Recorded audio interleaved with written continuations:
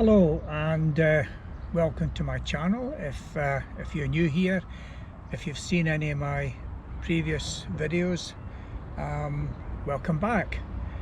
What I'm planning to do just now is something a little bit different for me. I'm going to try and do a series of videos starting from here in Inverness and working along the Moray coast and visiting basically all the harbours between here and, if I get that far, Peterhead. A lot of the harbours that we have along the Moray coast are beautiful and definitely worth having a look at. What I'm not going to do is go into an in-depth discussion or a description of these individual harbours. With the internet these days, you can find all the information that you like. All I'm going to try and do is give you a little bit of an overview, literally from the drone. So without further ado, we'll get videoing. Thank you.